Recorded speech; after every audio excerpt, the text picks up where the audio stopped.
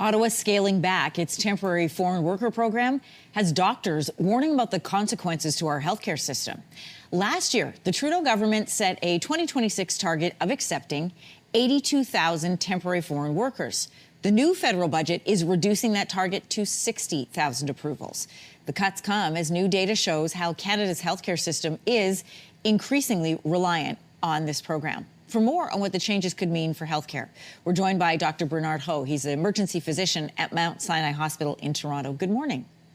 Good morning, Anne-Marie. Thank you for having me. I just want to set up our conversation by sharing with everybody the latest numbers from Statistics Canada of just how many TFWs are keeping healthcare moving in this country.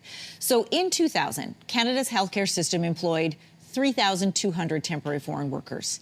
In 2022, that number spiked to 57,000. What role are these workers playing in healthcare system, and what will happen when they're no longer there? Yeah, they play a pretty outsized role in our healthcare system, and I'm concerned that with these cuts, we're going to see exacerbation of some of these staff shortages that we're seeing across the country. You know, with fewer temporary foreign workers coming into the under the program, the healthcare employers will have a smaller pool of staff available. And given that our sector relies pretty heavily on internationally recruited staff, and many of these workers stay on permanently, the cut significantly affects health and human resource planning. And so healthcare facilities will need to rely more on costly agency staff, pay more overtime, or reduce services like less home care visits or less access to long-term care beds. You know, these pressures will quickly trickle down to patients in terms of wait times, continuity of care, and ultimately patient outcomes will be affected. Dr. Ho, I think I would offer that I think patients are already feeling the shortages that are happening in healthcare centers and clinics and in hospitals. Can you give us a sense of what role the TFWs play in the healthcare system? Is it doctors, nurses, PSWs? Where are we finding the bulk? For sure, yeah. So according to the data from StatsCan, the temporary foreign workers make up part of the total hospital workforce, ambulance workers, and nursing residential care services and in home care services. And the majority of them work in nursing, residential care, and home care services. And so I see this all the time in my ER, where patients need more access to home care services, to PSWs, or to nursing support in these in nursing homes or long-term care homes, but they're not getting them because of the staffing shortages we're seeing across the country. And so again, with these cuts to the temporary foreign worker program, we're going to see exacerbations of these shortages.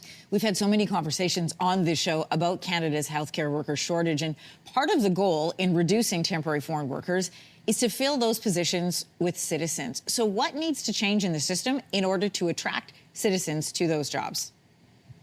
Yeah, so we definitely need to improve our health and human resource planning, and we need to start training Canadians now to fill those gaps. But I think part of this rhetoric misses the nuance. These workers fill real gaps in a very overstretched system, and there isn't really a pool of trained Canadians ready to fill these gaps at a moment's notice. And so the real issue isn't overdependence on these foreign workers. It's more so under planning. And so if we want to rely less on temporary programs, we need parallel investments in training and retention and in fair immigration pathways. But, you know, all of these measures take time. And so cutting the supply pipeline without simultaneously filling the gaps doesn't make a lot of sense to me. Especially to a system that is already full of gaps and pressures that we feel even now.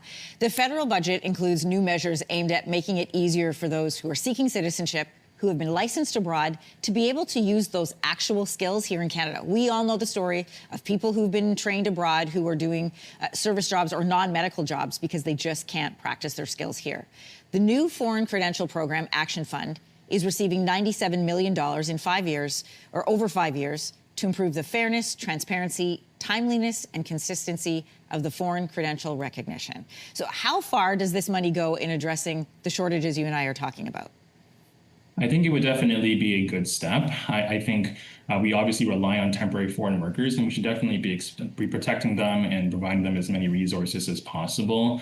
So the solution is to provide more funding, and the solution is also to give them the same protections and pathway to permanent status as other Canadians who are working in the sector, as well as stronger oversight over their employers. Dr. Ho, I was holding my head in your last answer because I think anybody who has been either in our healthcare system right now or is working in our healthcare system in hospitals like yours knows that the shortages are already there, the lack of service, not because of will, but because of positions and shortages, is being felt. So as a frontline health worker, what signs are you going to be watching for as the temporary foreign worker program is scaled back by thousands? Yeah, so I'll definitely be looking at the wait times in the ER, which I see quite often, ballooning wait times and more people in the waiting room.